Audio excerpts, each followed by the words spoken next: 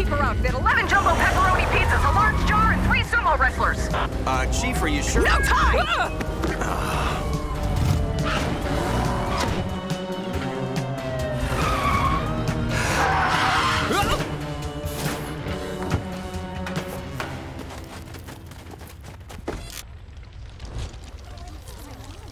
Chief, those bees are making it impossible to... Beekeeper outfit.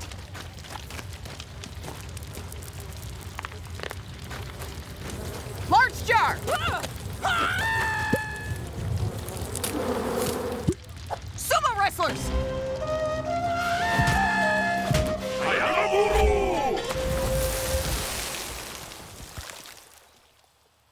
Hot cocoa!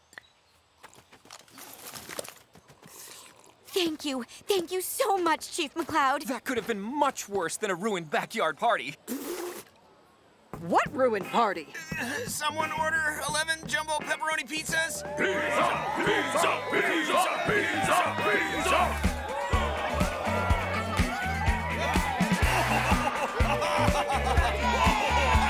Back to the station. I have a warbling thumb to steal. Wait, Chief, what's it? No time! Dragaloons on the left, gobloblins on the right. Spellcasters, create a fizzy shield. There's the warbling thumb of Fleet. Okay, Billy. I mean, Yard Beetle. You and the reverse centaur are with me. I need a unicorn frog, the cloak of Ilsgord the Cloakless, and a bag of ogre eyelashes assorted. Ready? Charge! Yes, we did it! I will now give the warbling thumb of Fleet to my loyal warrior, the Yard Beetle. If you're worthy, the thumb will warble and grant you wings.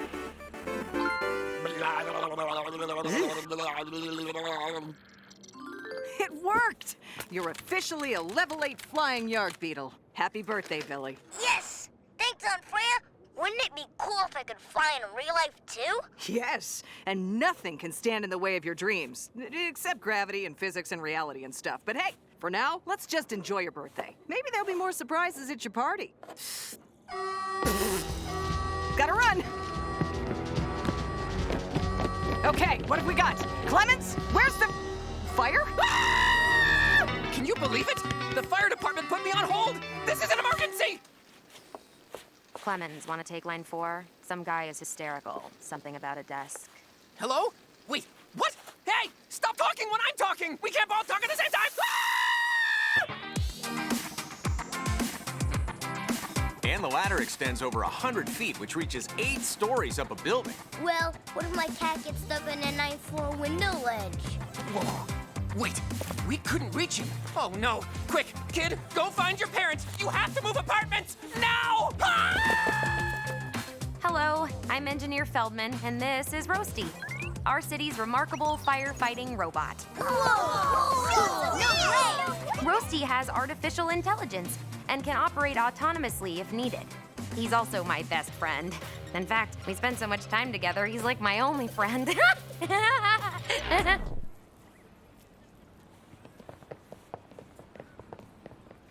This is the coolest birthday party ever, Aunt Freya! I have one more surprise for you. Gift! Whoa! A twirly hat? I heard these were sold out everywhere. Thank you so much! I wasn't gonna let my little Yard Beetle not fly in real life, too. Sis, aren't those things a little, terrifying to me? Oh, Mark, you just hover a few inches off the ground. I told Freya it was okay to get Billy one. Woohoo! I'm flying! Hey, Aunt Freya, check me out on your tablet. Right! See? The game app uses GPS to let players locate and see each other as their avatars. There's my little Yard Billy. Isn't that a little, disturbing to me? Okay, now for Roasty's big finale.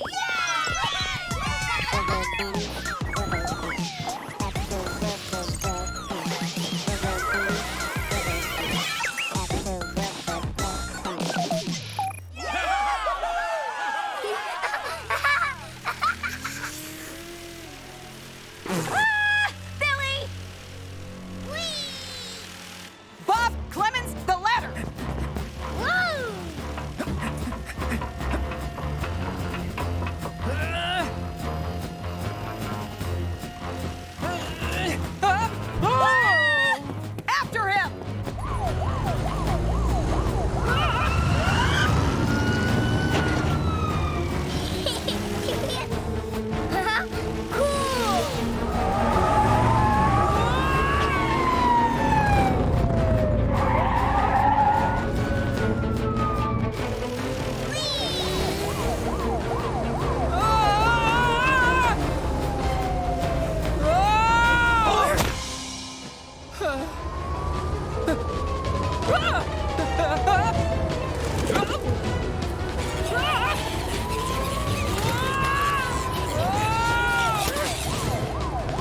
no.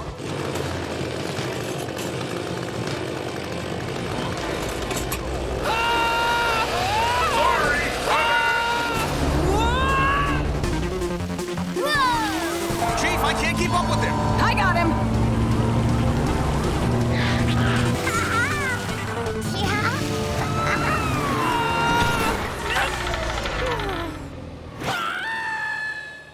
Wow, this is gonna be the best mattress store in the city.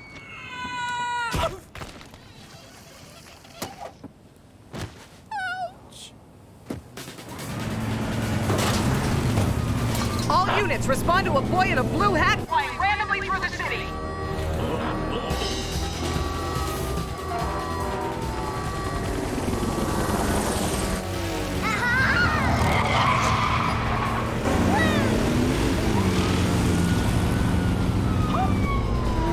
What? Huh. Wow, this is gonna be the best highly combustible liquid store in the city.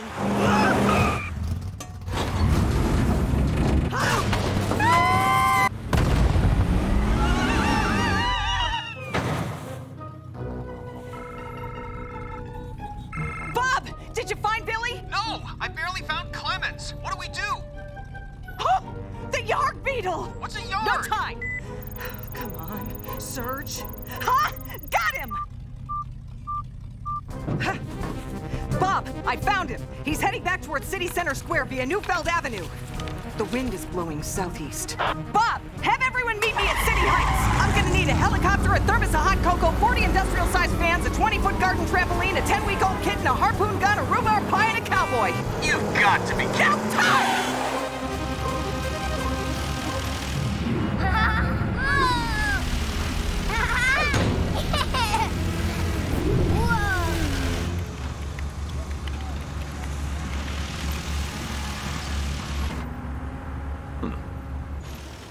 That's odd.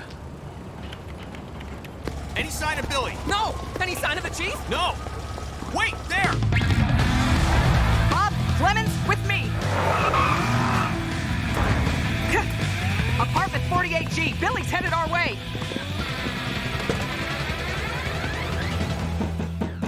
My goodness, what's all the racket? What on earth do you whippers Pie. think you're... Oh, rhubarb. Will you come on in? Harpoon gun.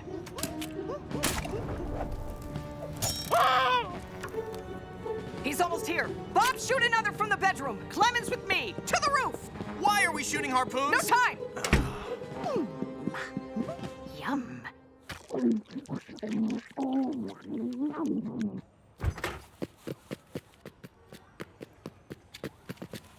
There's my little Yarg Billy. And fans!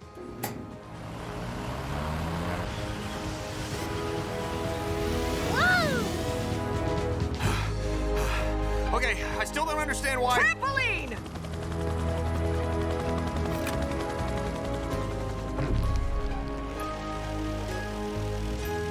Huh? I got you, Billy!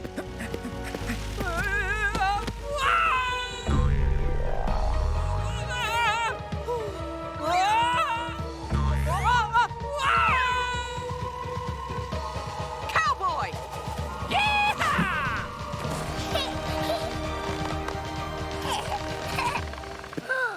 My hat! I want to keep flying! Kitten! Here you go. A kitten! It's so cute! Billy! Can we keep him, please? I don't know. Aren't cats a little, dirty to me? Of course you can, honey. Happy birthday. Gotcha! Bob, hot cocoa.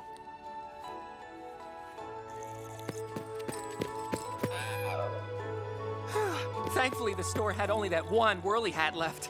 Wait, doesn't that mean...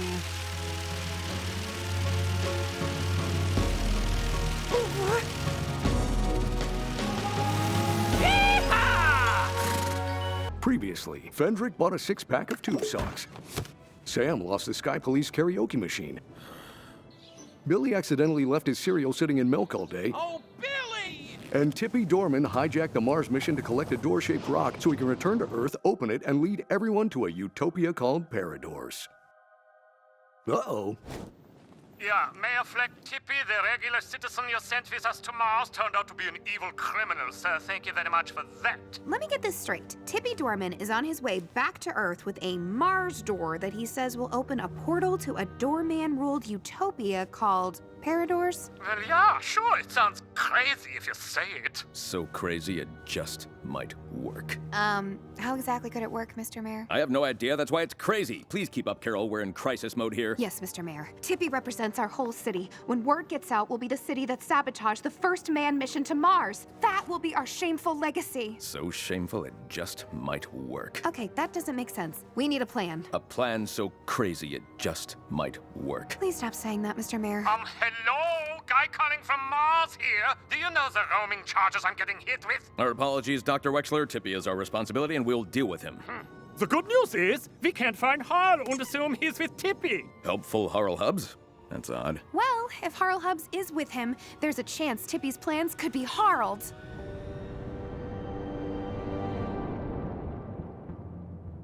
Sorry, Tippy, I can't let you... could you explain what you're doing again? Because I'm still not 100% clear on what I'm trying to stop you from doing. Harl, I'm bringing Paradors to Earth, and there's nothing you can do to stop me. The ship is on autopilot, and I've locked the controls with a password code. Right. 1, 2, 3, 4. C-O-D-E. 1111. You'll never guess the code. Don't you get it? All this time, I've been playing chess. Well, everybody else has also been playing chess, but really badly. Aha! You're my prisoner! No, you're my prisoner! So... we're stuck together on this rocket for a month? I get the top bunk! This is Gabby to camera outside City Hall. I'm here with Mulford Kreb, who, as you might recall, has never finished a complete sentence. Mr. Kreb, how does it feel to know Tippy Dorman has ruined the reputation of our entire city? Well, Gabby, it's awful that Mayor Fleck allowed... Good point. There's been no word from our mayor. Is there a plan to stop Tippy and restore our city's good name? That's not what I was trying... So, while Mayor Fleck hides under his desk, his disheartened city can only wait for... Okay, this is bad. Morale is plummeting and faith in City Hall is at an all-time low. Mr. Mayor, we've got to get out in front of this. We have to show the people you're not hiding under your desk. Ridiculous. I just dropped my pen. A mayor never hides under his desk. It's the first place they look. Chief, what are our options? All we can do is bust the dude when he lands. Unless we bust him before he lands. I like the so crazy it just might work sound of that, Sergeant. What do you have in mind? Harl! Harl, you used up all the space milk and left the space cereal open, so now it's You're trying to crack my code? Maybe. I am a doorman, Harl. You are never going to guess it. You don't know. Oh, you are driving me crazy! People of our great city, I know everyone is disappointed that because of Tippy's actions, the whole world thinks of all of us as criminals bent on destroying all scientific progress. They do? I didn't think of it that way. Oh, no! What are we gonna do? But to show the world we are an honest, law-abiding city, we're not going to just wait for Tippy. No. In order to apprehend this criminal, we've taken our mighty Sky Police and, with an added budget of only $600 billion, created Space Police. Leading this elite unit is our Sky Police hero, only days away from retiring, Space Lieutenant Grizzled. Grizzled! Woo! Okay, calm down. I'm sort of mildly enthusiastic to introduce our brand new Space Police rocket jet. Alan, you're all set to launch. Wait, launch? I thought this was just a scale model. You'll be fine. Anything goes wrong, just abort the launch. Abort launch! Abort launch!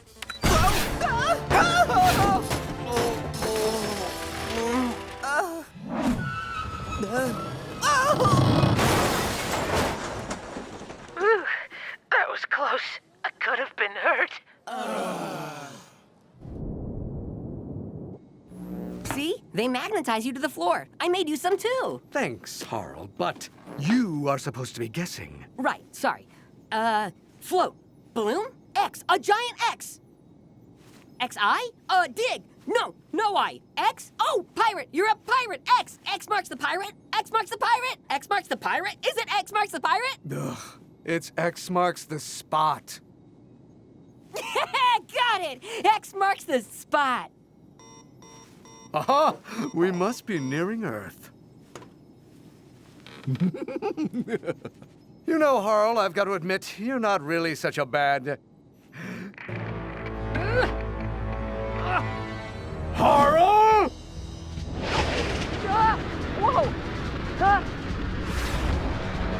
I'm not getting Harl that easily.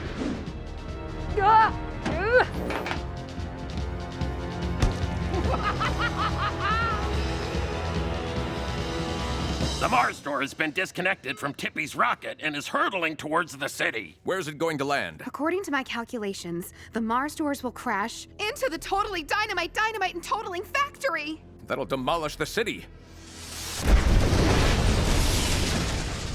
Chief Wheeler, how do we stop that door? No chance, Mayor. The only shot is to clear the dynamite out of the factory, but we need the whole city working together. Then that's it. The city is going to be destroyed. So much for my approval ratings. No, Mr. Mayor, you can't give up. You have to get the city behind you again. This is your moment. You were born to be a mayor, and it's time you went out there and you were more mayory than any mayor who has ever mayorated. You're right, Carol. I need to shake things up. My city needs me. I know what I must do. Nice try, Harl, but no one is going to stop me from leading the world into Paradors.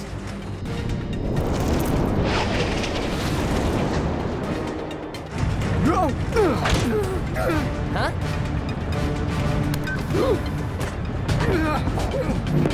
I can't open this door! How could you do this to a doorman? Sorry, Tippy. Now you might as well tell me the code to unlock the controls. Never! I'd rather crash than live in a world where the doorman is not elevated back to his rightful place at the top of society!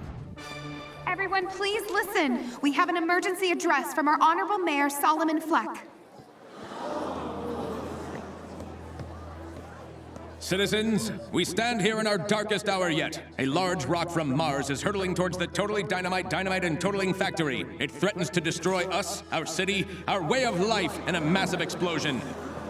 Now, we have always been a city of unique, creative individuals capable of remarkable accomplishments. But united, together, we can achieve anything. The time has come for us to pool our individual strengths and talents and save our city.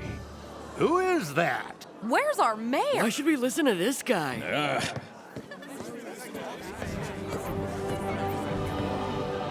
The mayor and the inspirational speech guy are the same person! Mayor Fleck! Mayor Fleck! Now, let's get to work and save our city!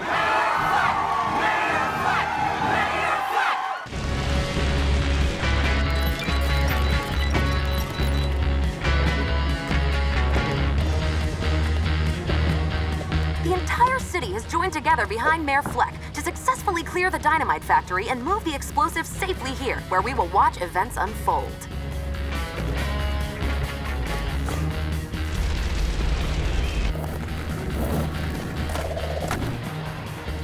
What's the ETA on the gnarly door? Impact in T-minus 15 seconds.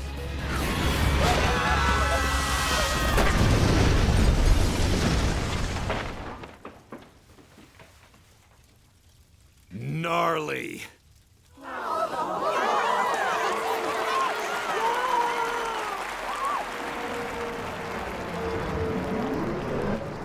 It's Tippy's ship! Oh no, at his present speed and course, he's going to crash right into the pile of dynamite we just moved from the factory. Oh, really? Citizens, okay, now we need to move all this stuff back to... No, Mr. Mayor, there's not enough time.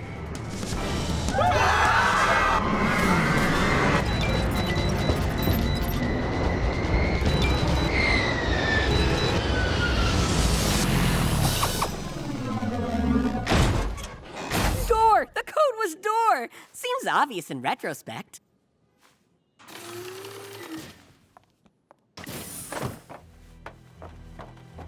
Well, that was exciting. Okay, I'm off for a shower and a nap. Ta-ta! Not so fast, Tippy. You're under arrest. Gah. Thank you, Harl. You saved the city. You may be the most helpful person I've ever met.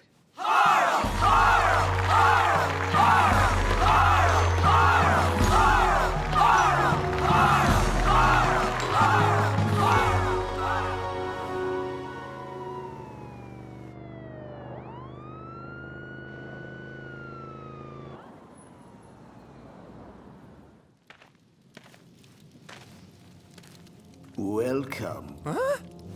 To Paradors. What? It's real! Oh, sorry. What's the point of being an omniscient narrator if you can't have a little fun once in a while, huh? It's just a rock. Or is it? No, really, it's just a rock. Welcome to a live, special, totally confusing episode of World Economy Forum, where we're holding a totally intense contest to decide which of our city's brave citizens will join the first manned Mars exploration mission. I'm Extreme Sports Intense spokesperson Dynamo Doug, here with on-air news personality Gabby to camera. Thank you for at least including the word news, since that's what we're witnessing today. Serious news. First, let's go to Craig Woodman in the studio with a roundup of today's other headlines. Craig? Craig? Okay, who thought this was a good idea? Carol, great idea sending one of our own to Mars. Everyone supports our city hosting the mission. Thank you, Mr. Mayor. Although Dr. Wexler still doesn't seem thrilled having a civilian on his mission. I'm now psyched to introduce the two extreme scientists heading up the Mars exploration mission. Doctors Floyd Wexler and Gwen Ravenhurst. Hiya, I'm Gwen, and we are honored your great city is hosting this extraordinary mission to explore Mars for early signs of life. Yeah, which now includes bringing along some plebeian who wants to play spaceman while we work to alter our understanding of life in the universe. Sounds intense. We got thousands of applications from regular dudes and dudettes like you and less intense versions of me and narrowed it down to 4 candidates. Today we'll put them through a series of extreme space-related challenges. Our first candidate's failure to pass every single qualifying medical test for this mission was counterbalanced by the medical team's unanimously overwhelming desire to shoot him into space as far away from them as possible. Sky Police Cadet Alan Konigsberg. I'm allergic to dry ice. Can I go home yet? Next up, you know him as the city's intense, diligent doorman. His hobbies include manning doors and correcting others for improperly manning doors. Your doorman of the city, Tippy Doorman!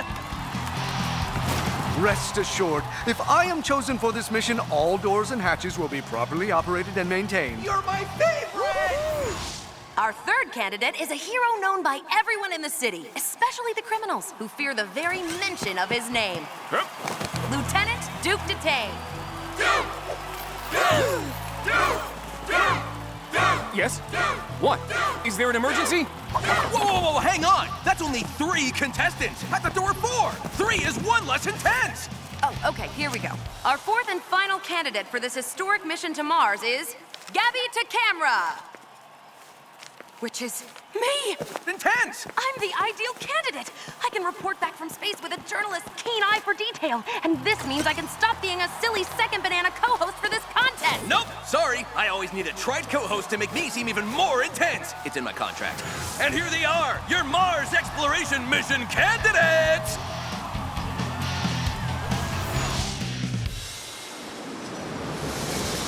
We're here in the Mars Exploration Mission 0G training plane for the first intense challenge, which Dr. Wexler will explain! The chosen useless tag-along will not only be representing this silly city, but will be an ambassador for Earth. Bad etiquette is strictly verboten.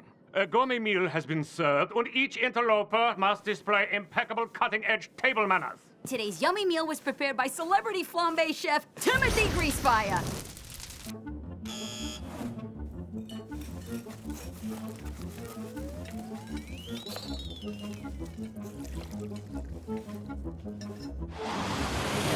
The contestants lose points for breaking etiquette rules, which is hard enough. But in outer space, intense stuff can happen. Like, for instance, sudden loss of gravity! I'm allergic to weightlessness.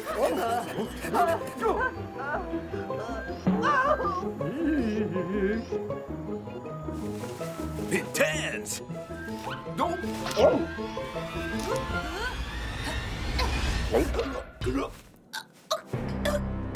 Alan has raised a red emergency card! He's stopping the challenge! But why? Alan, speaking as a co-host and a contestant, why did you quit, and thank you for quitting? I have a lot of dietary restrictions. For instance, I can't eat any food that a ballerina has looked at. The worst is peas. I gave the chef a list of what I can and can't eat. I didn't serve peas! Did someone ask for more peas? This seems unfair, if not suspicious. No, I'm just being paranoid. Focus, Duke. Focus. So Alan Koenigsberg is eliminated in the first round. Gabby, how did you feel you did today? Well, Gabby, considering I had no idea I was a candidate until today, and I'm still the co-host, I think I did pretty well. I agree. Oh, you have a little food on your face right here. Thanks. Intense! Welcome to the next extreme challenge inside Little Hubert's Whipped Cream Factory, an intense obstacle course! The remaining 3 candidates must complete the course in under 2 minutes or be disqualified. This super fun obstacle course tests your concentration and coordination. You ride the rocket sled while completing a puzzle, then jump into the centrifuge or the spinner and draw a picture of you doing a puzzle in a rocket sled. Finally, you use magnetic boots to walk upside down across a metal track while tearing up your drawing into a puzzle, which you gotta reassemble at the finish line.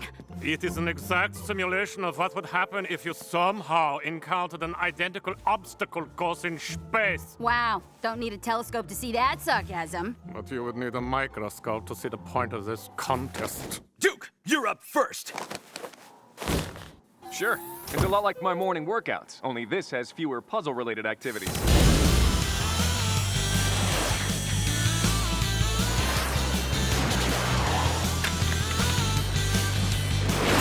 Despite the wild ride, Duke completed the puzzle.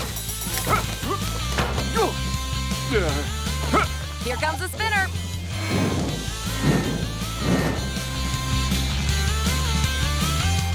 And Duke is struggling to capture that perfect "I'm doing a puzzle on a rocket sled" expression, for which he's so well known. Intense!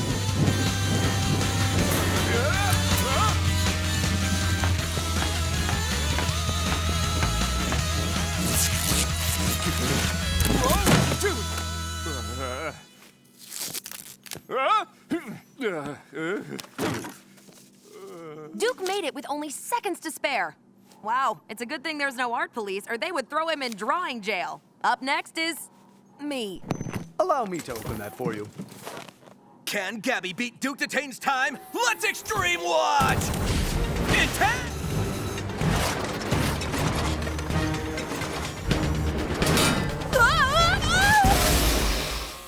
Intense! Mr. Camera, are you okay? Hey, that's my hairbrush, giant invisible lobster. Yeah, that means no in concussion. Call an ambulance! Hang in there, Gabby. Help is on its way. Well, that was intensely scary! Gabby is out of the race for the Mars mission. Unfortunately, the obstacle course is broken, so Tippy cannot compete in this challenge. That puts Duke Detain in the lead as we go into the final challenge. Hey, but I might have been able to beat Duke's time. That would be as likely as us needing a doorman in space.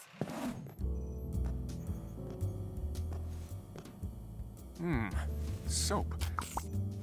That's not an ingredient in Little Hubert's whipped cream, I hope. Something doesn't feel right. Come on, Duke. You're trying to represent your city by going to Mars. Focus! Focus! Intense! Welcome to the final, most intense challenge in this competition. We're here atop the Fendrick Sinclair Arch with Duke Detain and Tippy Dorman, the only candidates left in the running for the Mars exploration mission. Tippy lost the coin toss, but complained enough to be allowed to compete first in the gyro ball plunge.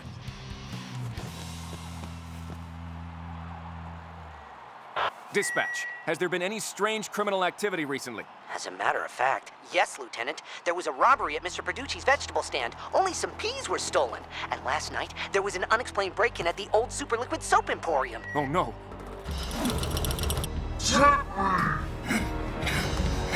How does this challenge work? While the gyro ball is quickly lowered, TP will have to complete various tasks on the computer, testing his mental acuity during high G-force descents. Yeah, this challenge almost, kind of, sort of makes sense. Shall we begin?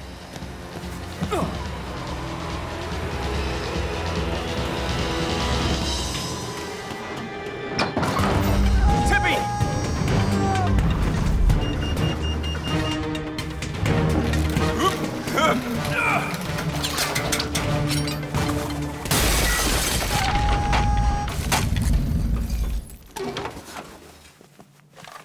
Housekeeping. Duke Detain just saved Tippy Dorman! That out-intensed all previous intensities! Oh, thank you, Duke. I don't know what to say. Apart from you really could have opened the door by the handle, ripping it off the hinges was overkill. You're welcome, Tippy. I know there are some people who aren't in favor of the city hosting the Mars mission, but I never imagined someone would actually sabotage it. Good work, Lieutenant Detain. Now we must devise another challenge to decide between the two of you who I will be forced to take along to Mars. No, I'm out, Dr. Wexler. I can't go to Mars. The signs of foul play were right there, and I let this contest distract me. I should have trusted my gut.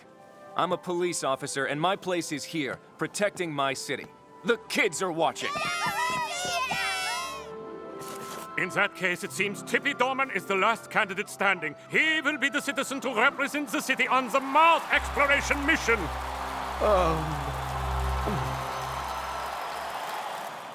Mars, the red planet. Throughout history, our rusty little neighbor has piqued mankind's fascination. Is there anything on Mars besides, like, a lot of red dirt? We are going on the first manned mission to Mars to answer that question.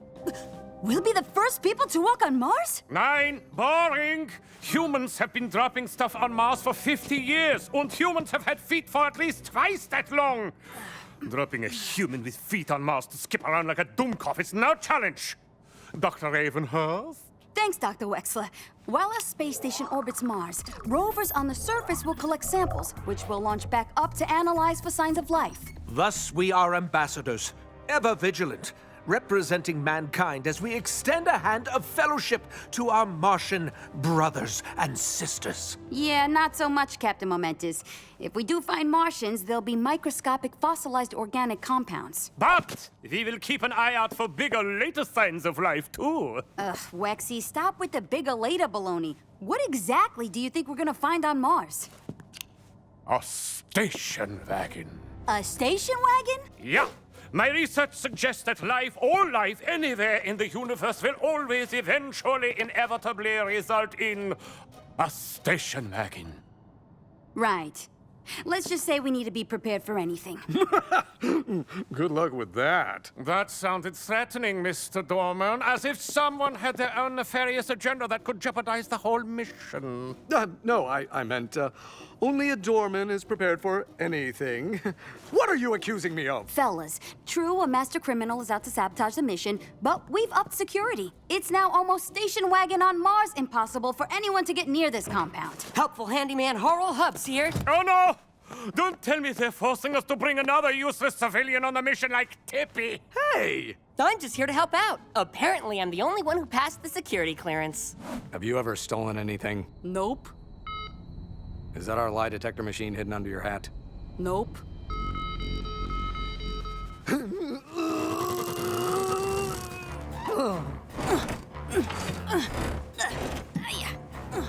This is stuff. Yeah.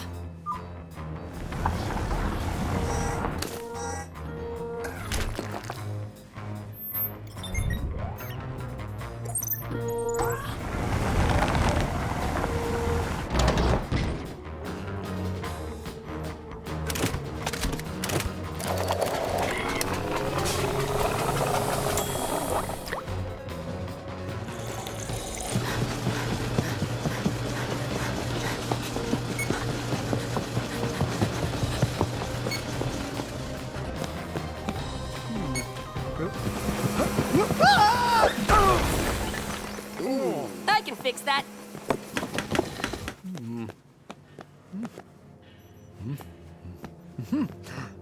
Hello, my roving friend. You're going to help me bring the Mars door back to Earth, where I, the doorman leader, written about in the ancient doorman prophecies, shall lead the world into the utopia called Paradors. What you're doing is wrong, Tippy. Harl? So, you think you caught me? You can't catch people. What are you, a cold? Shh! Keep your voice down. What did you mean by what I was doing is wrong? You're working in the dark, Tippy. And you're talking to the rover. It needs to be programmed. You need help. Handyman Harl Hubs help.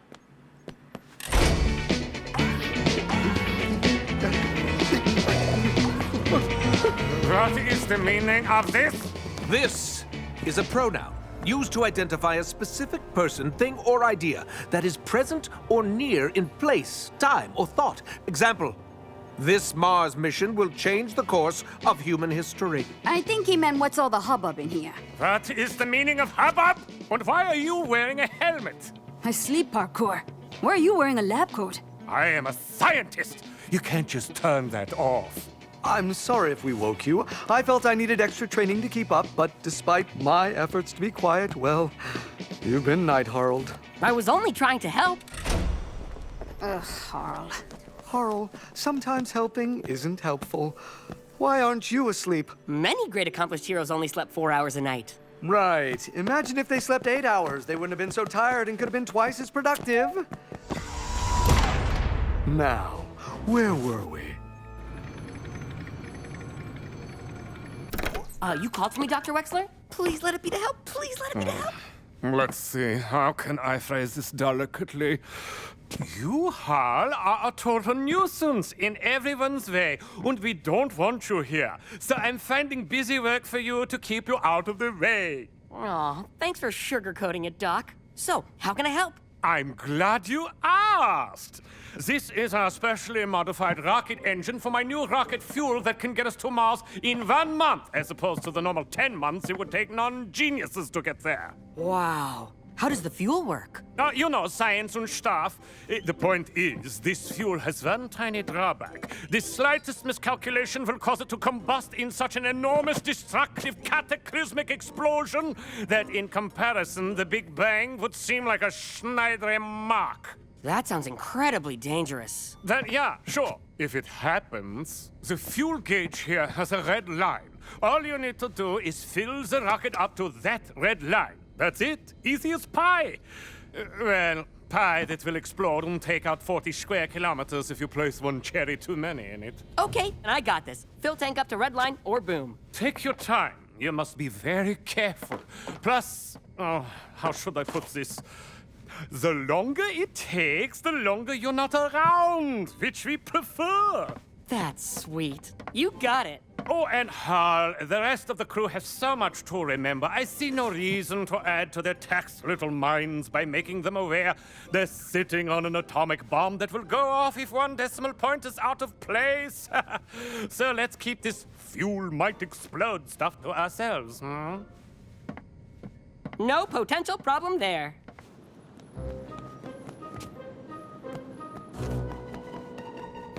You will get me and the Mars door home to start the New World Order. All we need is to give you enough fuel to get you back to Earth. Tippy, do you know how dangerous what you're doing is? The Harl! I'm just double-checking the mini-rocket. What's dangerous? This fuel line you have leading from the engine room to the cargo bay. Someone could trip over it. Oh, right. Well, thank goodness you're here, Harl. In fact, I noticed this entire rocket is held together with bolts. Has anyone made sure these bolts are tightened? One loose bolt and the rocket could fall apart. Luckily, I always carry a rocket bolt tightening wrench. Of course you do. You'd better make sure every bolt is secure. Our lives are now in your capable, gullible, easily distracted from obvious sabotage hands. Don't worry, Tippy. I got this. Oh, bless you, Harl Hubbs. One day, decades from now, when the history of this mission is written down, you'll be just about finished with the bolts.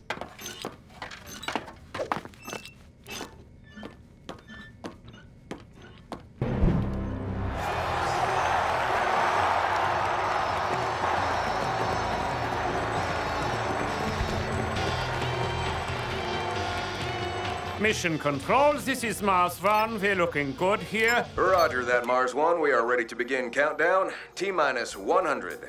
99, 98, 97, 96, 95, 94. That's odd. Did they raise the red line? I was sure I had the fuel filled right up to it yesterday. Oh well. Wait!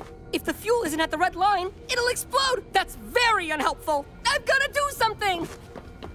40, 39, 38, 37, 36, 35.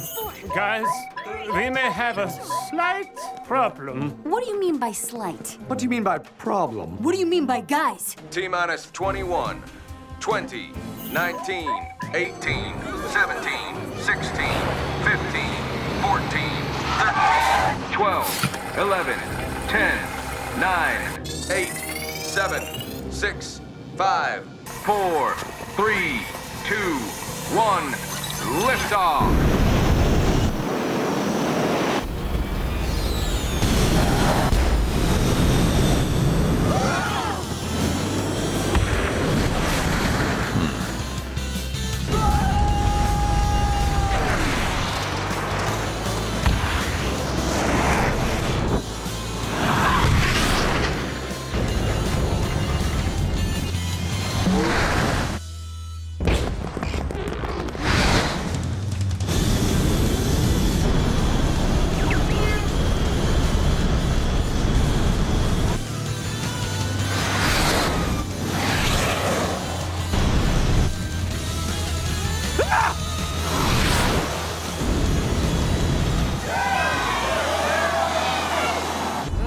Mission Control, hiya, Gwen here.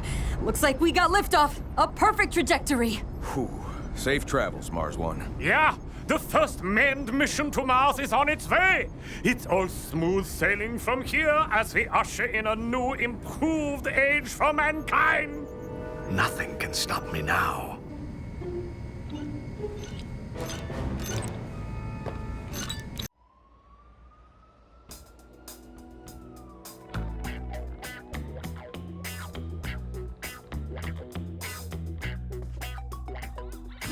Cubby, this may be our hardest mission yet. Remember, kids, the easiest way is rarely the best way. You're right, Cubby. I'll always go above and beyond to do what's right. Hi, I'm home. Look! A perp is breaking and entering into his own house. He'll know where all the good stuff is. The perfect crime. Hi, honey. Mind taking out the garbage? He's got an accomplice. It's an inside job. Wait a second.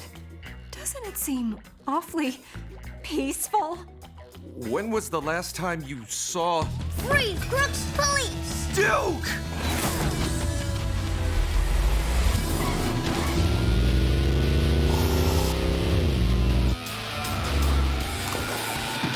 Dispatch, I'm at the bank, but I don't see anything out of the ordinary. For a giant bank robbery? Yeah, we did it! We got the money! Freeze! Oh no, it's Duke detained! Why do we always celebrate our crimes before we get to the safe house?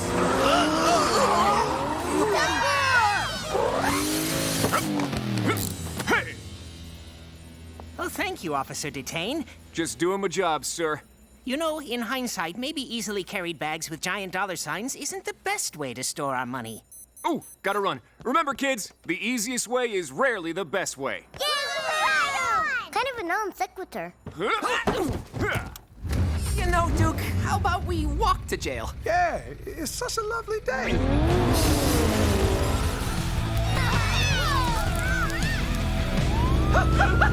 Time for a shortcut!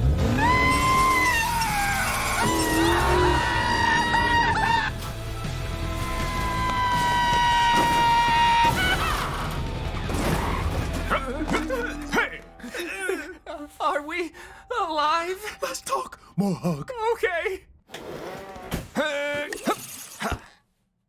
Lieutenant Detain, I see you made it on time. But can't you enter a room like a normal person? Sorry, Captain Bennett, there wasn't time for a shoulder roll.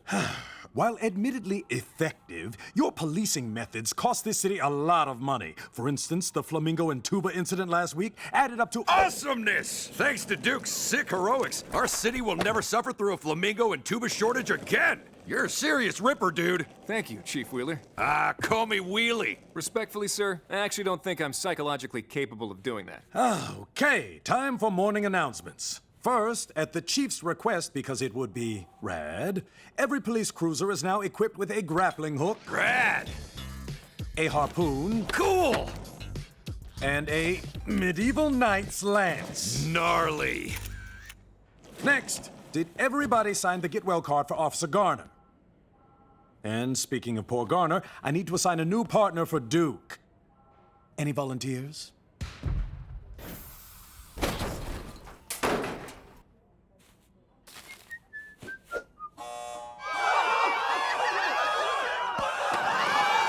What is up? I can't make sense of it. Some huge emergency emergency in the city! That's all you, Duke! Check it out! Yes, sir. Huh?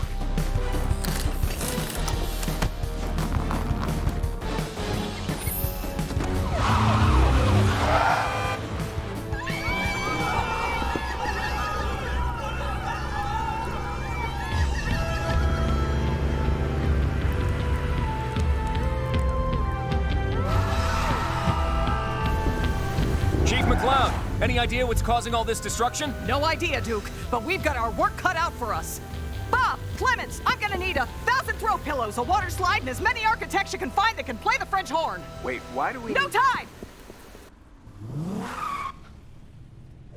I don't believe it! I could see super fun with these things. Huh? Remember, kids, the easiest way is rarely the best way. Cubby? Coming this November. Cubby the Cop. The movie. Here's the latest hit from Poppy Star. Turn it up, it's the Loud Song. Oh, I love this. This is the Loud Song. The Loud Song. Turn it up. Oh, Cubby, if there was ever a time I needed you, it's now. Something large and terrible is destroying the city.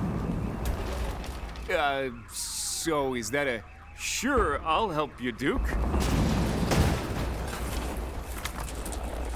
Okay, I'm getting mixed signals here.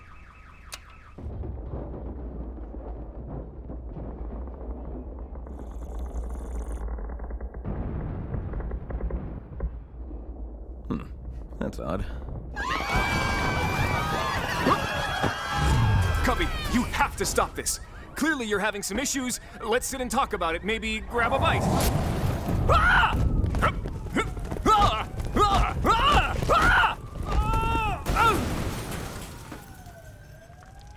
Okay, Cubby.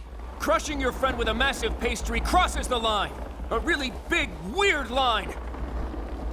This has to end. Turn it up till it all goes away. You can totally ignore it. I got the answer for it. It's a loud song. It's a loud song. Captain, I think I've got an idea of what's happening here.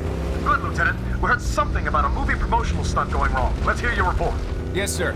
So, my childhood lion cub, imaginary best friend Cubby, has reappeared as a 200-foot anthropomorphic balloon monster bent on randomly destroying the city while very loud pop music emanates from his feet. I have to lie down. Yes, sir. He's heading towards City Center Square. I'm gonna try and catch up and stop him. Duke out.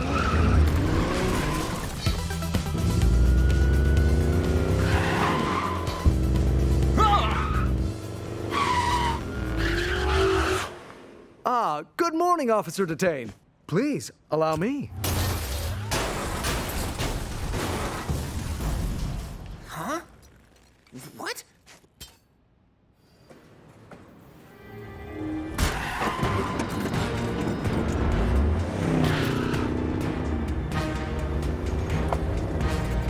Cubby, stop! Please! Don't make me hurt you! Ah!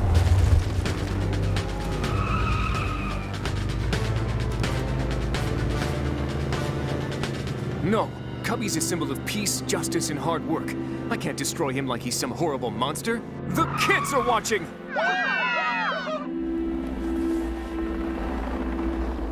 That's it! Huh? Aha! The giant boomerang store!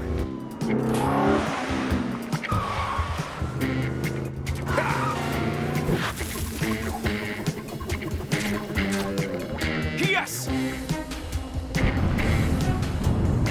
No!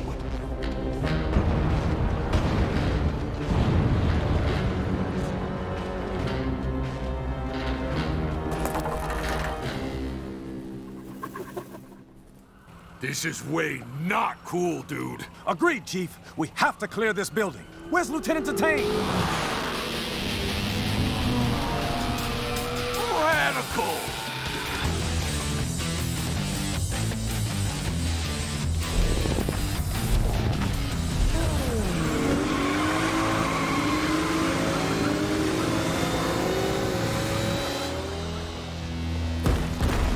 This building can't take much more of this. Huh. Huh. Oh. Duke! You're maxed out! You gotta bail over here and cut the rope!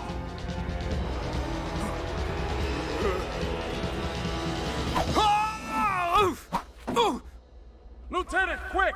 Just pop the balloon, destroying it like some horrible monster, forever tarnishing any positive aspirational message Cubby may have for children.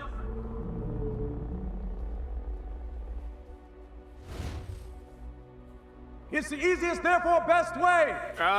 Yeah, I was kind of hoping to avoid pretty much exactly that. Like, very specifically exactly what you just said. But I guess I have no choice.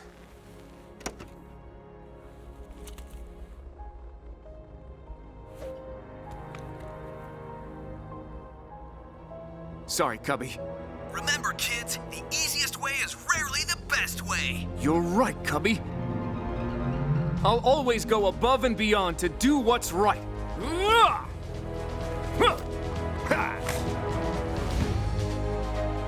Dude, what are you doing? You'll float away too! Sorry, Chief. A real cop knows the easiest way is rarely the best way. We make sacrifices to help our city. The kids are watching.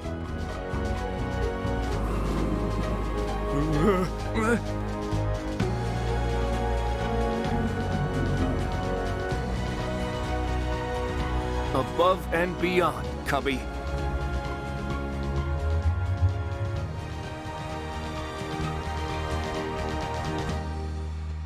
This is the loud song! The loud song! Turn it up, up, up! It's the loud song! Once it gets into your ear, it's the only thing you'll hear! It's the loud song! The loud song! Take it away! Oh!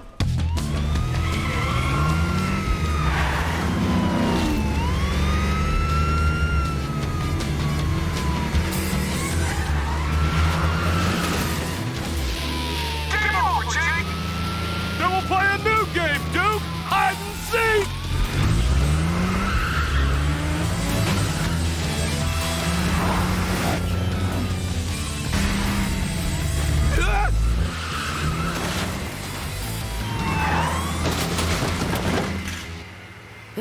Typical. Yeah, they never show this part on all those exciting Polish shows. Tonight, on a very messy Law and Disorder.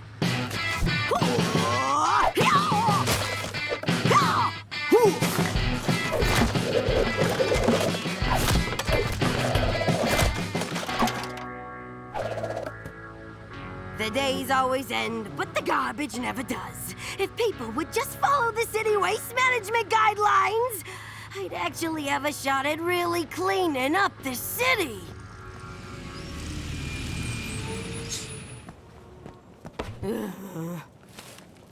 Why do I even try anymore? 2 feet, that's all I ask. But they never do it, do they?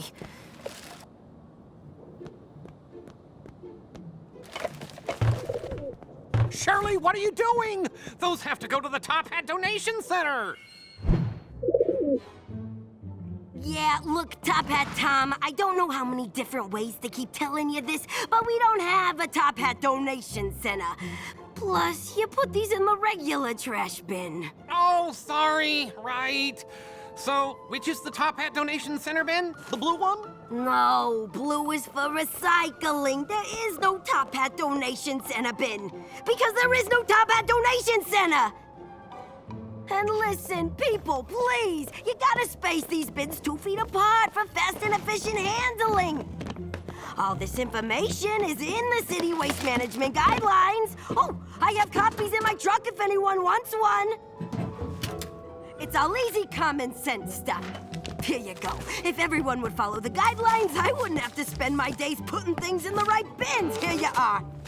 I'd actually have time to keep the whole city tidy and maybe even be home before midnight. It's a win-win. Not for those in dire need of barely used top hats. That's recycling. Blue bin, not that one. That's not the one. Blue bin. To your left. Your other left. Come on, people. Oh.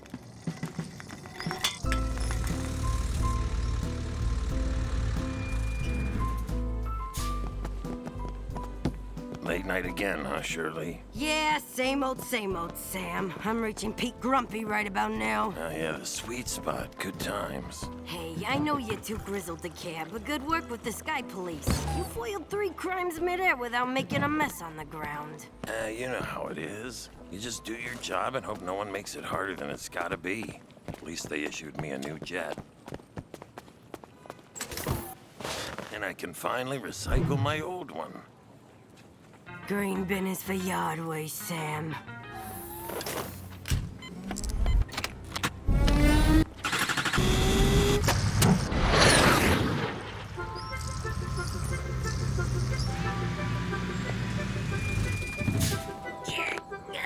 My back.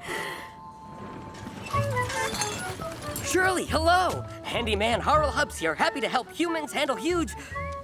I'm out of H words. Hey, Harl, just getting home from work. Wow. Is there anything I can do to help you? Well, any way to make my truck seat a little more comfortable? My back feels like I've been, well, doing exactly what I've been doing all day. Absolutely. One truck seat for denying reality coming up. Anything else? Nah, that's it. Thanks, Harl. Unless you can make people suddenly start paying attention to the city waste guidelines and handle the garbage properly.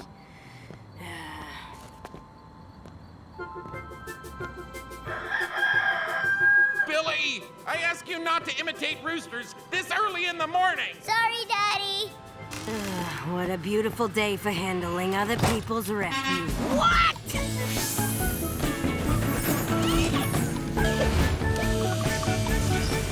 Harl, what did you do to my truck? I heard you angrily mumbling to yourself last night about people not paying attention to you. So I thought you'd like a few upgrades. This'll get everyone's attention. Thanks, Harl? No, thank you, Shirley, for caring so much about our city. Oh, hey, now that is a comfortable seat. Way to go, Harl. Consider yourself Harled.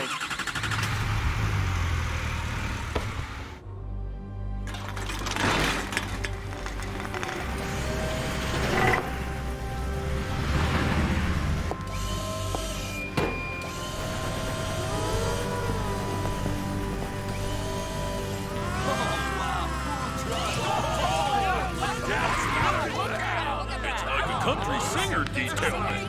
Hey, my attention! Wow, Harl wasn't kidding about getting people's attention. Can't waste this opportunity. Everyone, hey, yeah, listen up. Okay, let me go over some basic waste management guidelines. We got 3 bins here. Brown is for trash, green is for yard waste, and blue is for recycling. There are no, I repeat, no top hat donation bins. And come on, let's put 2 feet between the cans so they can be handled efficiently. The faster I get the garbage in, the more of the city I can take care of. Hey guys, let's go do something more fun than standing around hearing about trash. So if there's no Top Hat bin, how do I get these to the Top Hat Donation Center? Fine! Don't listen! Who am I, after all? Just an expert on garbage! You yell.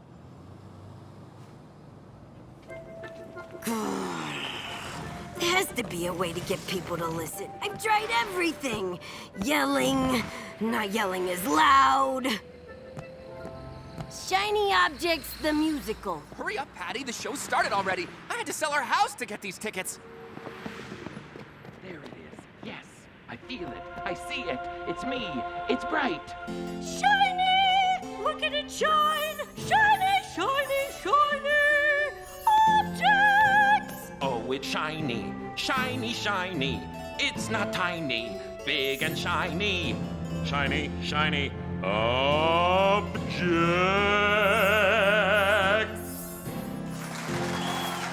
What's this world coming to? Sing a little song? Dance around? Show them something shiny and they love it? Jingle the keys for the baby? Entertain me? That's all people want? I give up. At least I got the alley clean. That's something.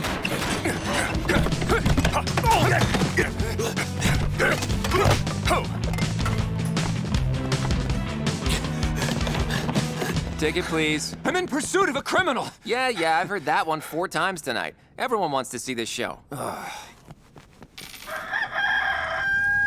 Billy, I'm warning you. Dinner. Jingle the keys for the baby, huh? Fine. I'll jingle them all right.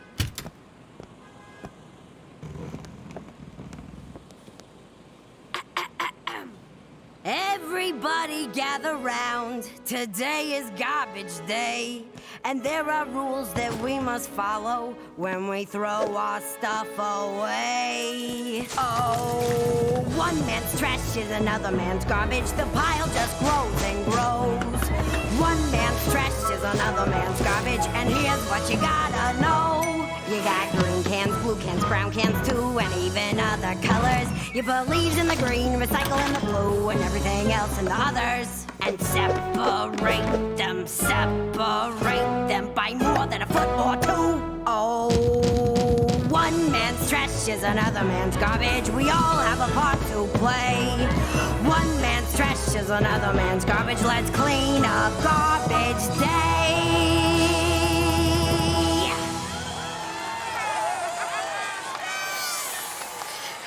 It worked! So clean, so organized. It's beautiful.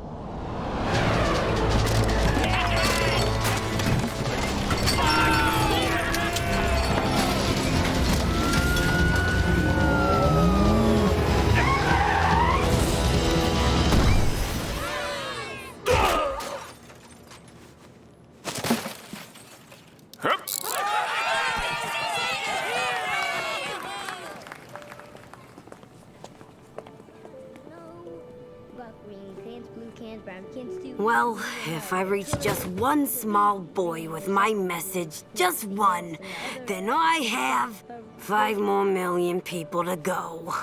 Hey, kid, can you stop with the singing? Can I hum? Fine. You're all right, kid.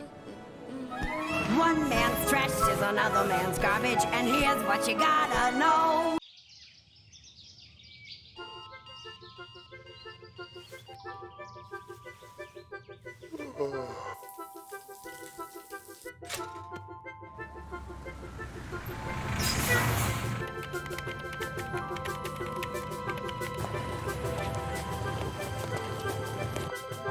Okay, happy Friday, everyone.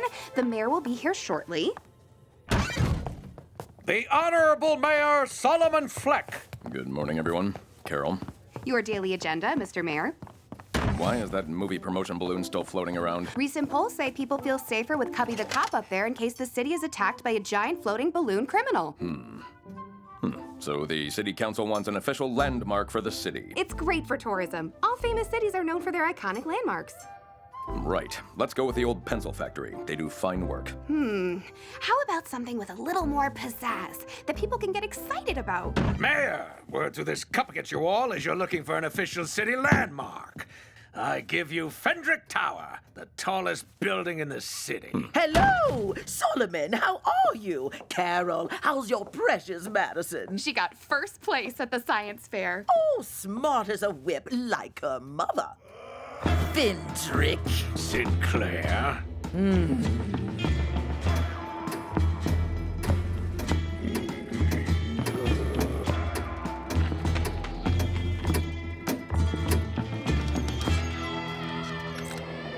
Forget Fendrick's stubby eyesore. My building is the perfect landmark, and it actually is the tallest building in the city. Wrong! Someone escort this madwoman out! Thank you. Yes, couldn't agree more. What better way to honor the city than to honor the Sinclair family, who built this city, unlike certain families who just took the credit. Say that to my face! I just did. Ha! No, I quickly turned my head. Why not measure both buildings, and the tallest will be the official landmark. We'll have a ceremony, and the mayor can cut a ribbon. Cutting ribbons is the heart of mayoral work. I like it. How's my measuring thing schedule? You have an opening in 3 days. Then it's settled. We'll measure both structures, and mine will be named the city's official landmark. The only thing bigger than my building is your delusions. Say that to my face. I just did. Yes, it will be fun and great for the city. Thank you. Fendrick. Sinclair.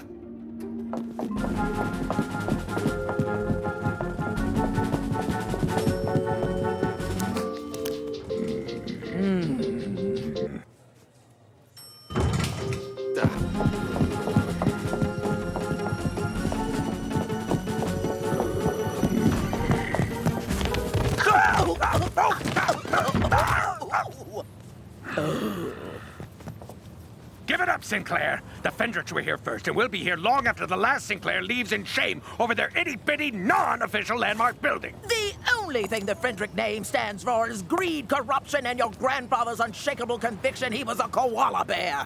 Once my building wins, it's the Fendricks who will vanish from the city, just like all the eucalyptus trees.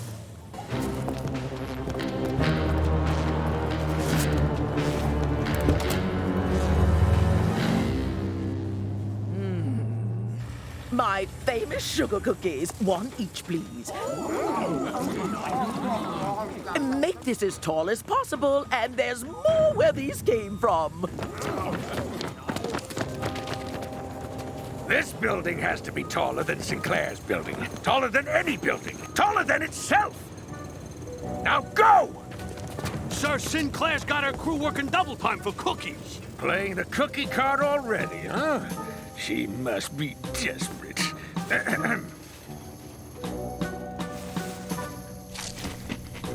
Okay, here's the plan.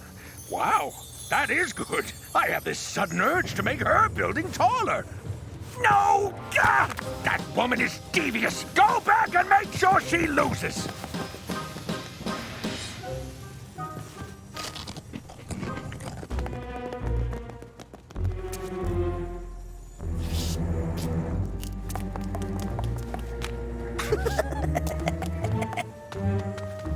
Work canceled today for free opera concert. Come on, fellas, to the opera! Huzzah!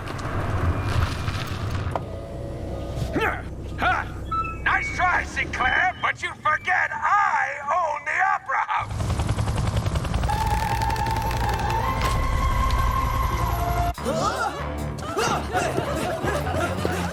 A fine addition to my building. You realize I'm standing right here, don't you? Yes, I just like megaphones. But what you don't realize is that I own the Opera House Helicopter Towing Company.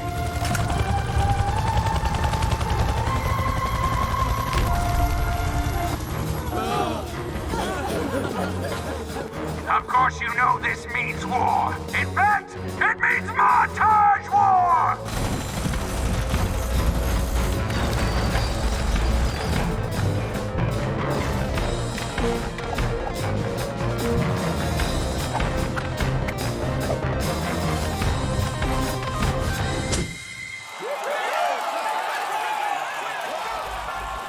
Hi, I'm Gabby DeCamera here with Mayor Solomon Fleck and First Deputy Mayor Carol Ye. Mayor Fleck, it seems the whole city has caught tall building fever as Mary Sinclair and R.E. Fendrick battle for official city landmark. Any thoughts on who's going to win? Thinking about who would win is not city-related work. What the mayor means is we're all excited to watch two of our finest citizens race to the top. An official landmark is good for the city, which makes this work-related and therefore acceptable. Wow. Well, I know I've never seen Mayor Fleck so enthusiastic. With 1 day left until the measuring ceremony, be sure to go to our online poll to vote for who you think will win. Also vote for whether or not you think Craig here actually serves any discernible purpose whatsoever. You've all done a great job. That said, I think it could use one more special little touch. I found Top Hat Tom. Perfect. Put him on top. I serve a purpose! Good job, gentlemen, but I need good of her. This is not about me winning, it's about Sinclair losing. Here, place this poorly balanced, wobbly metal rod on top. But, sir, It is not the worst idea I've ever had. Well, the big day is here. The measuring ceremony where we'll finally learn whose building is tallest. Mary Sinclair's or R.E. Fendrick's. Mr. Fendrick, many of our viewers have been wondering, what do your initials R.E. stand for? Rachel Elizabeth. My parents were expecting a girl. Here's your speech. I've prepared my remarks. Yeah, I lightened it up a bit. Welcome to the big ceremony. Isn't this a hoot? I'm Mayor Fleck, but you knew that. Holla back. Mad props to R.E. Fendrick and Mary Sinclair. Your buildings are so tall, 90% of them are under the jurisdiction of the Sky Police. Pause for laughter. That's an exaggeration. Or fact-checking is no laughing matter. To keep this impartial, Handyman Harl Hubbs will do the measuring. Thanks, Mayor. I'm happy to help. Point of interest, this is the first time Harl Hubbs has ever measured anything over 10 feet tall. He is a Taurus, and in his spare time enjoys not playing the oboe. Looks like Harl is going to Fendrick's building first. Harl!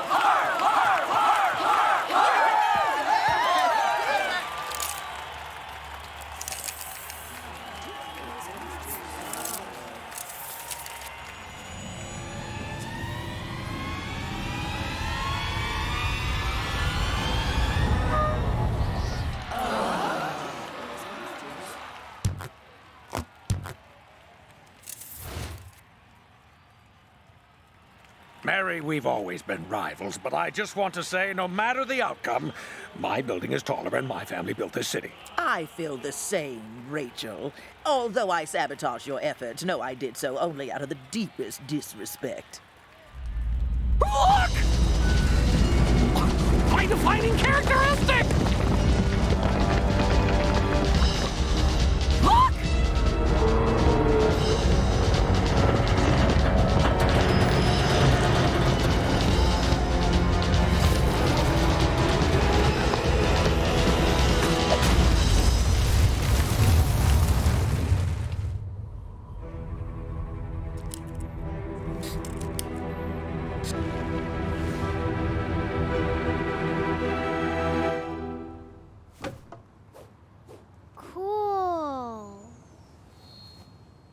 That went exactly as planned. I declare the Fendrick and Sinclair Arch our city's official landmark.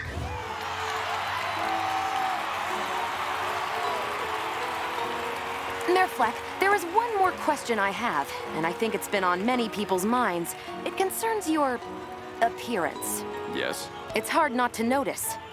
You never wear a watch. Who needs a watch when you have such a remarkable first deputy mayor like Carol Ye with you? Yes! You know, Fendrick, maybe it wasn't just my family or just your family that made this city. No, it was our family's lifelong petty rivalry that built our city together. I hate you. I hate you more.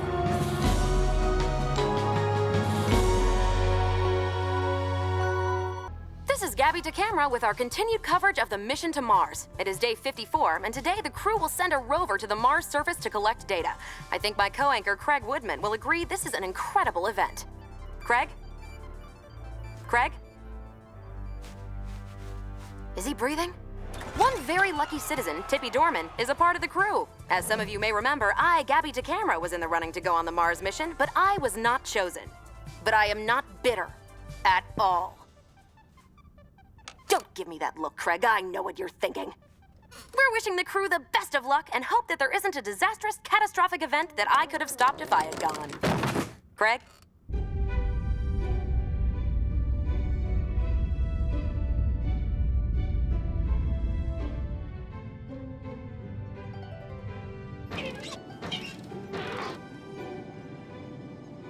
We have entered the Mars orbit. Captain Momentous, this portal is a bit foggy. Activate the defroster! Yes, Dr. Wexler. I am initiating the defroster, a sequence of events that will affect mankind, womankind, and yes, animal kind. This historic event will allow us to view the majesty of the Red Planet floating in the cosmos. Lieutenant Rivera, launch the rover to the surface, please. Yes, sir, Dr. Wexler. I am on it, sir.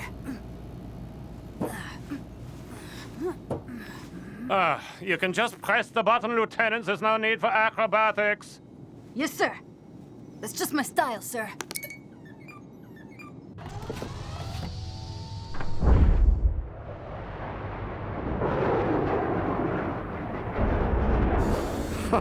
These fools in their inane Mars mission. There is only one true mission, mine, to acquire the Door of Doors and change the destiny of the universe. Tippy, are you still mesmerized by that door-shaped rock formation? Oh, heavens no, Dr. Ravenhurst. I was merely practicing looking through a telescope. Keep at it.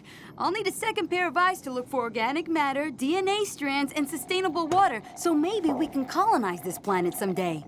Dr. Ravenhurst, for the 100th time, that is not a prime operative. The existence of water on Mars means life may exist, and if life exists, then it stands to reason that many years of evolution may have produced a creature capable of creating a station wagon. You really expect to find a station wagon on Mars? Tethered-paneled station wagon, yes. How'd you get on this mission, huh? You know somebody? Did you pay your way into the program? I'm talking actual science, and you're talking station wagons. Dr. Wexler, I am turning in my chair to address you. One small motion in a chair, one giant move to proclaim that the rover has landed. Initiate rover to collection area. Dr. Ravenhurst, I was wondering, perchance, if I may be so bold as to request that I drive the rover to the location to gather samples? It's always been my lifelong dream to park a Mars rover on Mars. This could be a good PR move for the space program. Proceed. I shall park it right next to that, no, my bad, next to that splendid door-like rock formation. Oops, oh, no, it's too far over. Now, not to worry, I'll fix it. Did somebody say fix? Harl! What are you doing here? You're supposed to be on Earth! I was tightening some loose screws in the Mars rover room, and I guess I didn't notice the rocket had launched. We've been in space for 3 months. There were a lot of screws. Harl's going to thwart my plan. Our space thingy mission. I am moving my hand to place my palm to my forehead to express my horror at this space invader. I'm a 12th degree black belt. I'll apprehend this stowaway and throw him in the brig. Stand down, Lieutenant Rivera. 16 years of karate.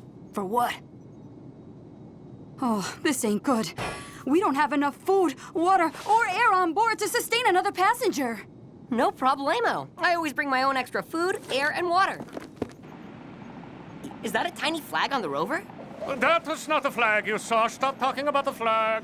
Okay, I will. Looks like that rover's roving a little too closely to that door-like rock formation. I can fix that. I'll just steer it far away. Oh my, I almost forgot. I got you all a gift. Even you, Harl. But how'd you even know I was going to be here? A precise and proper planner is prepared for everything, even unexpected guests. You brought us all gifts? How very strange. You're looking for a station wagon on Mars and you call that strange? Now, if everyone would just float out of the command capsule, it will allow me more room to lock you out of the controls. Is this the present? A costume party? I wish I'd known. We are not having a costume party. Then what are our presents? I lied. There are no presents. For you see, I am a master criminal, and I am going to change the world forever. If you're a master criminal, what's your master criminal name? I don't have one. Now, Whoa, you gotta have a cool master criminal name. What about Terrible Tippy? That is not cool. May I suggest Tippy the Terrible? You just switched the words around. Quiet. I know. Tippy the man who doesn't like Handyman. I have it. The strange one who does criminal things and is obsessed with doors to an unnatural degree. That's way too long. What about the tipster? Let's take a vote. By a show of hands, how many for Tippy the Terrible? Stop talking about my name! Thank you. Now, I will acquire the door-like formation on Mars, which is in fact an ancient relic, the Door of Doors. It shall bring doormen back to their exalted position in society, as prophesied by the very first doorman. The ancient prophecy decreed that the chosen doorman, that would be me, will deliver the Mars door to planet Earth. On that day of days, the chosen doorman will open the door and lead the masses through it to a utopia. A perfect world, henceforth known as Paradors. Tippy, don't take this personally, but you're a cuckoo crazy nutty pants. That's what my kindergarten teacher always said. So did my first grade teacher, and my second and third, and, well, you get the point, but they were all wrong, and so are you! Tippy, I think your brain needs to be fixed. Now, I'm not a licensed brain surgeon, but I'm willing to give it a try. Hey, there's that flag I saw earlier that Dr. Wexler told me not to talk about when he waved his hand in front of my face. What? No, I don't see a flag. What is this? Dear Dr. Wexler, thank you for helping me put a flag on Mars, claiming the planet for my own. Enclosed is $1 million. Yours sincerely, Fendrick. P.S. Sorry about your integrity. Are you kidding me? You took money to plant a stupid flag on Mars?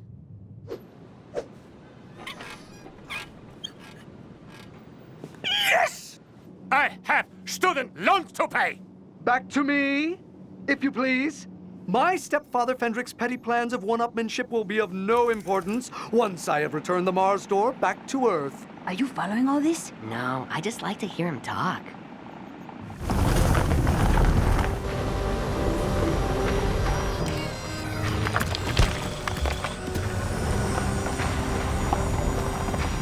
And now the door of doors is mine. I bid you all adieu. Or in the parlance of a master criminal, so long, suckers!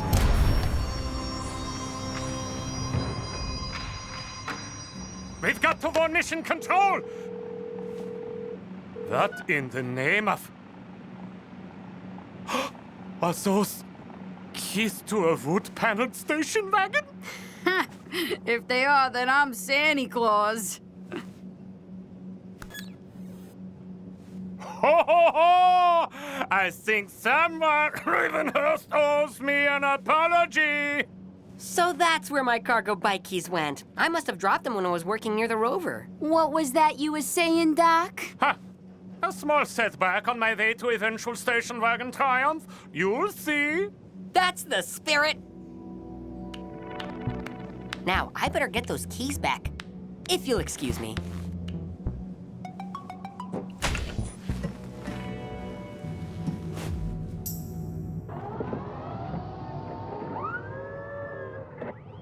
Rover, commence ignition and return to ship.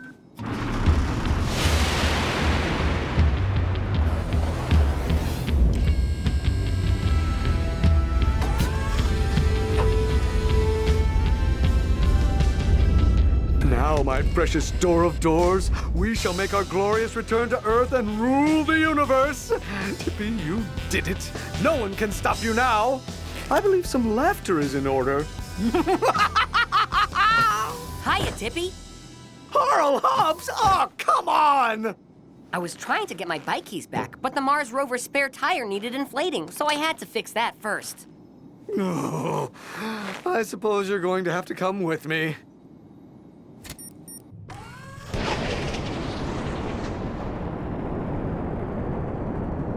No one will prevent me from using this Mars door to lead us all to Utopia. I don't know, Tippy. I think it may be more helpful if I try and stop you. No, get away from that. Get back up! Don't try anything funny, Harl. Where did you get that garden flamingo? I said nothing funny!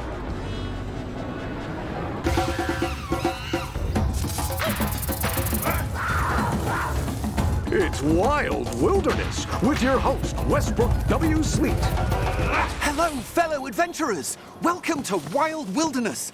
I'm Westbrook W. Sleet, and today we're going to explore the most complex and exotic creature in all of nature, man. Human beings are often found in complex urban societies called cities. Like all natural habitats, cities can be full of dangerous surprises, but natural law and order always prevails. Surprise! My mic now! You'll never escape. Law and order will naturally prevail. See? Now come, let's try to find one of these humans. We're searching for a human in what zoologists call a penthouse. Oh, I think I see one now.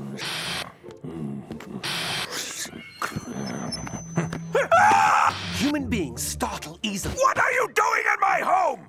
They can be aggressively territorial. Humans communicate by an assortment of sounds. Who are you talking to? Ooh, this curious fella has taken an interest in us. Little does he know our millions of viewers are just as curious about him. Aw, seems this one's a little shy. Get out of here! He's trying to communicate. Let's try to find a common language. Hey, little guy, look! A signed contract allowing Wild Wilderness unlimited access to your life for 24 hours. Here, sniff. The signature does have my scent, but this is supposed to be a documentary about me, R.E. Fendrick, the big-hearted altruist whose family built this city. Filming me in my underwear only sort of accomplishes that. Yes, like all of nature's creatures, by examining the daily lives of human beings, we learn as much about ourselves as we do about them. Let's see what insights this rare, dignified critter shows us.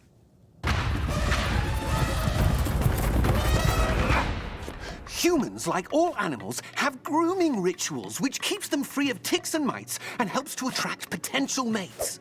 Pinky ring. Silver coin. Ruby.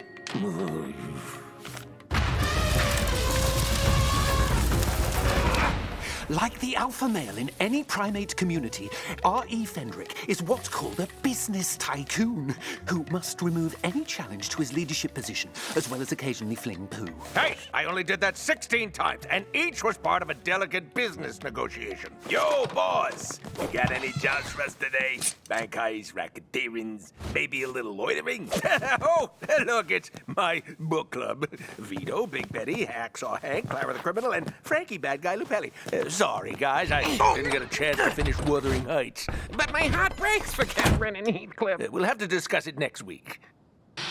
Wexler and Ravenhurst are here. This is Jameson, my right-hand man. Dr. Wexler, Dr. Ravenhurst, welcome. We're making a publicity film to show what Fendrick National Global Intergalactic Whole Universe times Infinity way better than Sinclair Incorporated is all about. We have nothing to hide. Oops, forgot my hacksaw. Can't criminally intimidate people in your name without this. That didn't just happen. So, how can I help you? Because helping is what R.E. Fendrick is all about. We're heading up the International Mars Exploration Mission. Our calculations have shown your city is the best place to launch from. Humans communicate on many levels. What we require is a location to construct a massive launch, site training, and command center. We found 2 ideal properties. The old broken-down warehouse filled with shards of glass and spiders owned by Mary Sinclair. Yes, you were saying? And the second location, the Fendrick Adorable Baby Otter Hospital. Ah, the first facility created for the care of adorable baby otters. It's the heart and soul of Fendrick National Global Intergalactic Whole Universe times Infinity way better than Sinclair Incorporated. We will pay $60 million for the right location. We can begin demolition on the hospital immediately. Body language can say as much, if not more, than spoken language. Public support of the mission is essential. People care much less about shards of glass and spiders than adorable baby otters. See how he taps his fingers? This is a behavioral trait signifying plotting and scheming, probably for nefarious purposes.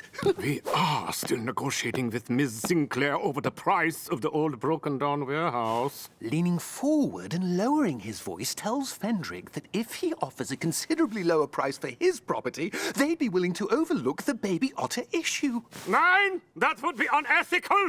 Sinclair's warehouse is the right choice. We will leave now. No, wait! I bet that cheat Sinclair failed to tell you her old, broken-down warehouse suddenly blows up all the time. For no reason. That sounds remarkably improbable and convenient, Herr Fendrick. Yeah, we ain't buying it. And by ain't buying it, I also mean you're out of hospital. So that sentence works on 2 levels. You're making a huge mistake. No, her math checks out. 2 levels. Good day, Mr. Fendrick. It seems Fendrick was outwitted by his arch-rival, Mary Sinclair, who wasn't even here. But humans are able to accept humiliating defeats like this with dignity and grace. Set a meet with Daisy Kaboom Lewis. Sir, do you really think that's a good idea with, Do it!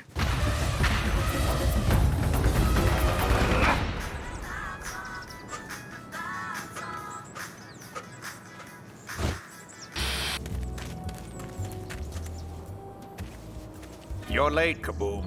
I was finishing a job. Good. I need your full attention. Tonight, Sinclair's old warehouse. I want you to plant a bunch of daisies, if you catch my drift. Daisies. Right, I follow you. It's gotta look like these daisies just blossomed for no reason. Oh, yeah. A sudden explosion of beauty? It's a big job. You'll need a crew of poets. Oh, I know just the poets for this. And you're absolutely sure we understand each other. Perfectly. Ha! I can't wait to see Sinclair's face when she finds out I stole $60 million from her. Mr. Fendrick? Ha! Lieutenant Detain! How long were you? What was that about stealing $60 million? No, I said, $60 billion. You know, the fashion designer. Sinclair wants to hire him for the mayor's ball. I plan to get him first, but it looks like he didn't show. Oh well. Gotta run. Hello? 'Tis I, $60 billion. I have your gown designs. They will dazzle, dazzle, I say. Hello?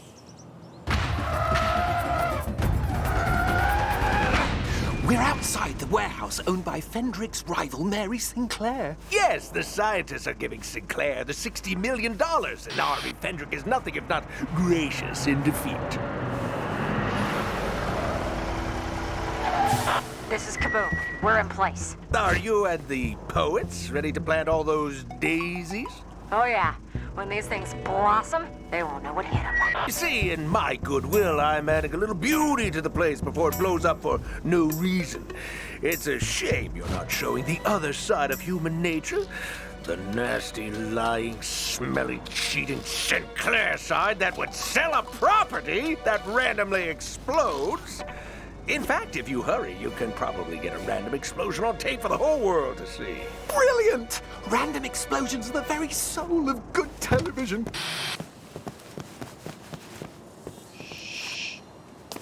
Poets, let's move! Thine eyes sparkle a glistening sea beneath a brushstroke sun.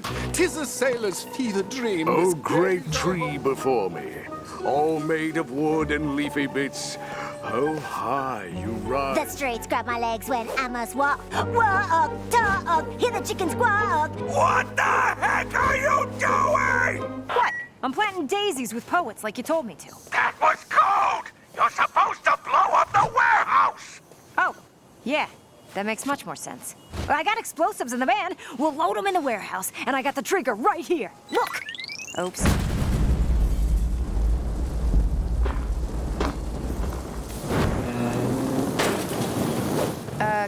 Can I get a ride home?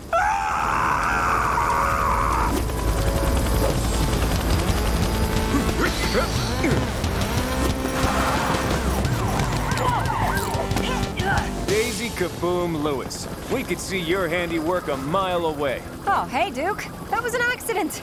I was just planting daisies. Honest.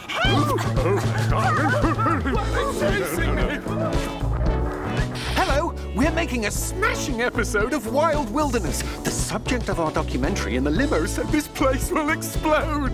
Oh, he did, huh? You're under arrest for attempting to get an explosion into a TV show. That was exciting stuff indeed. Now, all we need is to film you sleeping for 8 hours. Hello? Forget it. That's a wrap. Go!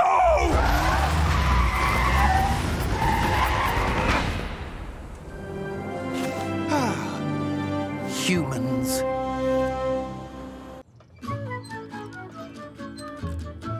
Our great city, home to 1 million people with 1 million stories. So that's 1 story per person, which honestly doesn't seem like a lot. You know, now that I think of it, that probably means each person has a whole bunch of stories that collectively are their life story. Of which there would then, yes, be 1 million stories. That makes more sense. I mean, no one has just 1 story. Well, except for my brother-in-law, Gary. Went to the bank, forgot to wear pants. But I digress. Today, I want to tell you about one very special person. Meet Harl Hubbs, the helpful handyman. Hi. Harl lives above the city's busiest car wash and auto shop. On purpose. Let's see what Harl's day is like, shall we? No, I'm just kidding. You have no choice. Harl Hubs is the city's roving handyman. Every morning, Harl hops on his handmade mobile fix-it shop looking for people to help. Because helping is what Harl is all about. Hi, Tippy. How can I help you? Maybe oil your door hinges? Thank you, Mr. Hubs, but I oil them every 6 hours, as any professional doorman should. There must be something I can oil and or do to help. Well, it would be very helpful if you'd let Mrs. Blumfeld exit the building. Happy to help. So long, Tippy. Yes, everybody in the city knows Harl Hubs wants to help.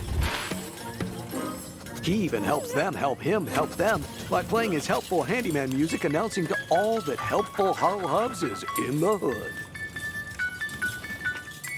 Hi, Mr. Producci. Something I can help you with? Oh, hi, Harl. It looks like a sunny day, so I was just trying to give my fruit a little shade by... No problem. Happy to help. These should do the trick. Oh.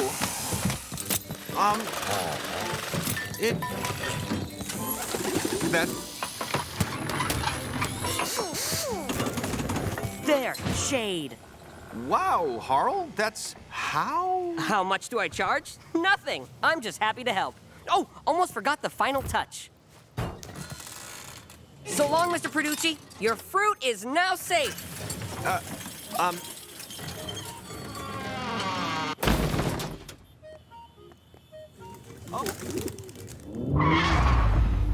Uh-oh.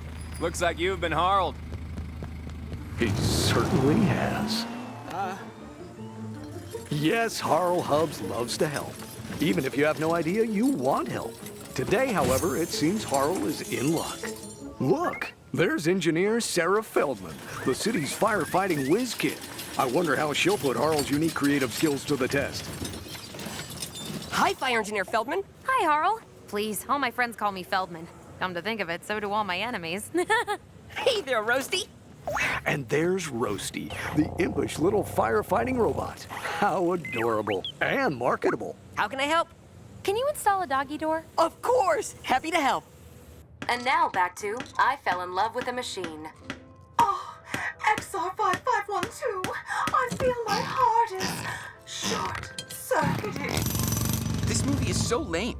A person can't fall in love with a machine. Bellamy, shush. Roasty and I are trying to watch this. Don't ruin the ending. It's called I Fell in Love with a Machine. Oh, that's so insightful, Roasty. But which one of them is really the machine? It's so insightful, Roasty. All done. What do you think? Ooh. I also thought it would be helpful to put in a Fire Engineer Feldman door, so you have easy access too. Great. Now if we ever get a dog, we are set. I like to think ahead. Well, until you get your dog, Roasty can use the doggy door. Roasty's wheels can't navigate up over the bottom of the doggy door. Oh, I can help with that. Hey, where's the totally ignored third wheel boyfriend door? Did you put in one of those? Oh, Bellamy, don't be silly. You don't have wheels. Feldman and Roasty. What do you think, Roasty? A little upgrade? Okay, Roasty and I are on our way. Come on, Roasty. They need us at the whipped cream factory. But I'm not done helping. Hey, get me! Blink, blonk, beep, beep. See, I can do everything your amazing Roasty can do, and I can grow a mustache! Looks like our friend Harl Hubs is off on an adventure. I guess I'm gonna need to add something to push the doggy door open with enough force.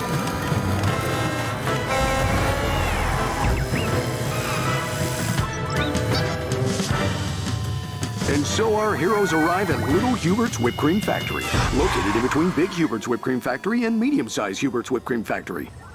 Is everyone out of the building? I think so, Chief. There's a small recording studio and a defective Twirly Hat storage unit in the back, but the fire's preventing us from reaching that area. I'm Little Hubert. Please save my factory. Everyone knows only a Hubert of my particular size can make the ideal dessert topping. He's right. There's no point in living in a world with only large or medium-sized Hubert's whipped cream. That's not even living! Until we can assess the structural integrity of the building, it's too dangerous to send anyone in. Okay, I'm gonna need Roasty. On it, Chief. Roasty, go in, scan for structural weakness, and map the hotspots. I'll monitor you from out here. Uh-oh. It looks like Harl's story might end a little sooner than expected. Gruesomely, even. Parents, you might want to remove the little ones from the room if things start to go sideways.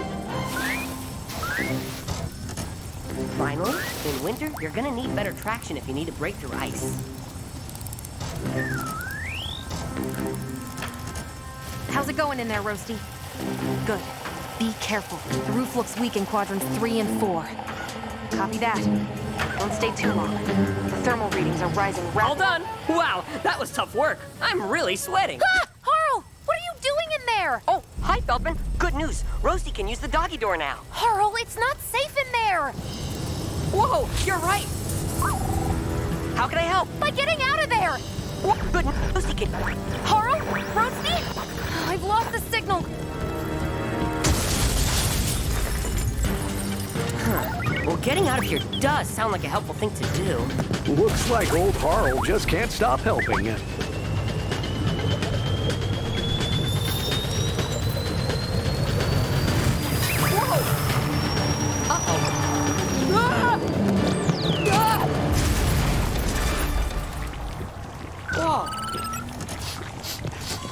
Hey, do you smell that? Smells like whipped cream. Just like Ma used to make back on the farm. Uh-oh. Roasty, that whipped cream pipe went through the wall. We should probably fix that, huh? Oh, hey. I never noticed that hole in the wall before. This pipe won't budge! Huh? Sweet Maria! Whipped cream is pouring into my recording booth! Help! I can't open the door. The sweet, sticky, oh so delicious cream has sealed the door and my doom! I think I hear someone in there. We have to help him. The whipped cream is filling the recording booth. It's up to my waist. I can't believe my horoscope was right. Roasty, you're gonna have to knock down the wall. My doggy door modifications. You've got the traction and force of a battering ram now.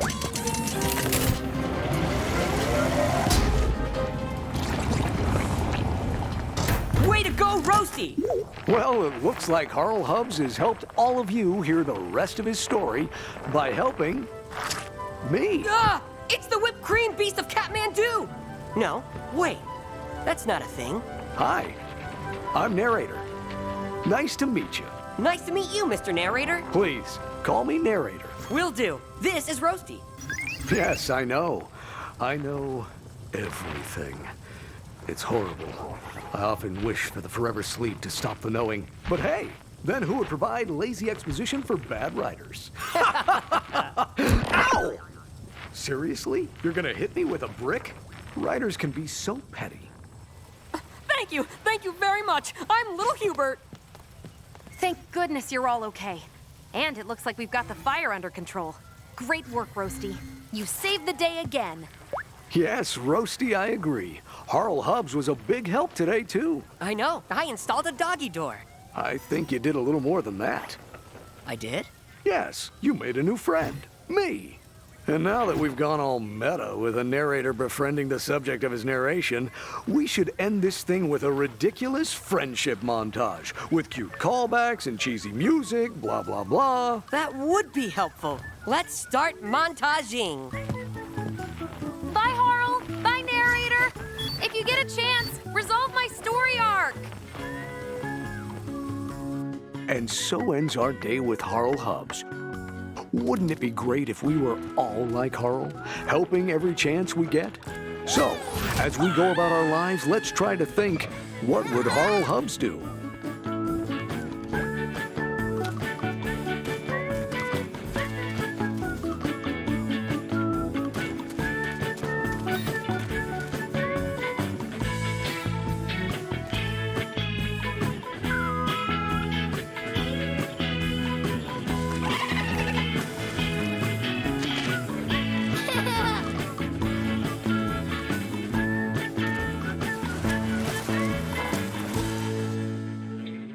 Someday, I hope I'll do something really helpful for this city. Maybe even the whole world. I bet you will, Harl Hubs. I bet you will. Now, can I get a towel or something? I mean, I smell funky.